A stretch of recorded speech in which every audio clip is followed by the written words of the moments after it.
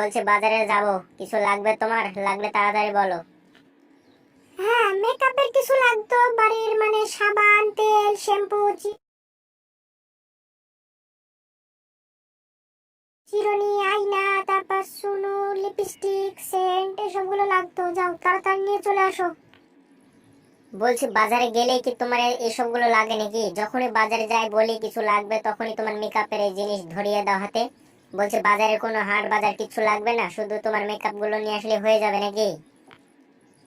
বেশি প্যাট প্যাট করো না, হ্যাঁ, বাবাকে আবার বলবো কিন্তু। যাও তাড়াতাড়ি নিয়ে এসো বাজার। বাবাকে বলবো? বাবা? তোর বাবা আমার কি করবে রে? আমাকে চিনে তোর বাবা? বিজ বিজ করে কি বলছো? বেশি কথা না বলে যাও, তাড়াতাড়ি বাজার করে নিয়ে আসো। নইলে আবার আমি বাবার কাছে কিন্তু নালিশ লাগাবো। আর নালিশ লাগালেই বাবা কিন্তু নারী নির্যাতনে কেস জেল দিয়ে দেবে। না না, ঠিক আছে, তোমার বাবাকে বলার কি দরকার? আমি তোমার ভালো হাজবেন্ড না? আমি নিয়ে আসছি, তুমি অত টেনশন করছো কেন?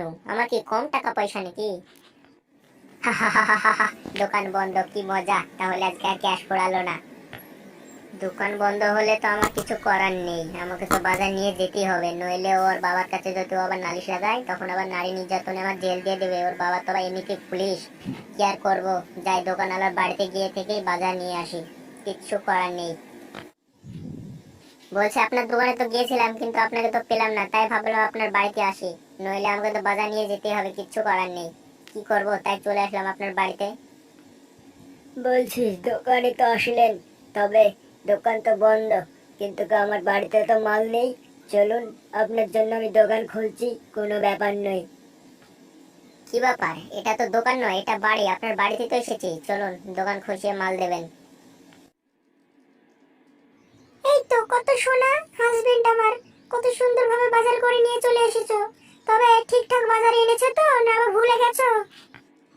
আসলে দোকান বন্ধ ছিল, তাই দোকানওয়ালার বাড়িতে গিয়েছিলাম, তাই বাড়িতে কিছু যা ছিল তাই দিল, আর দোকান খুললে পরে নিয়ে এসে দেব। তুমি অত টেনশন করো না। ঠিক আছে, মনে থাকে জানো, পরে আবার ভুলে যেও না। কিছু বাজার কম থাকলো তুমি নিয়ে আসবা পরে। এই বইয়ের জ্বালায় যে আমি আর কি করি! ওর বাবা যদি পুলিশ না হতো, ওকে এমন মার মারতাম তো জন্মে শিক্ষা দিয়ে দিতাম। কি আর করব, কিচ্ছু করার নেই, যা বলছে তাই মেনে নিতে হবে। বলছি তুমি বিজ বিজ করে কি বলো বলো তো আমাকে? হ্যাঁ, কিচ্ছু না, তোমাকে আর কি বলবো? তোমাকে কিছু বলার জো আছে? তোমাকে কিছু বলেই তো তোমার বাবার কাছে নালিশ লাগিয়ে দেবে। চলো খেতে দেবো, আমাকে অনেক খিদে পেয়েছে। অনেক তো সময় হয়ে গেল, এবার খাওয়া দাওয়াটা করে নাও। কতক্ষণ বসে থাকবে? তোমার খাওয়া হলে তারপর আবার আমি খাবো।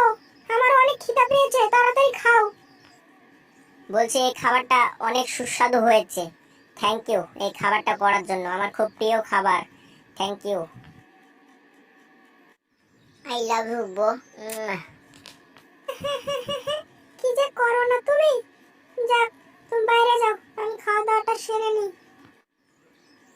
খাবারটা যা স্বাদ হয়েছে তো, একদম সুস্বাদু। অমৃত অমৃত। কার রান্না দেখতে তো হবে, অতি সুস্বাদু।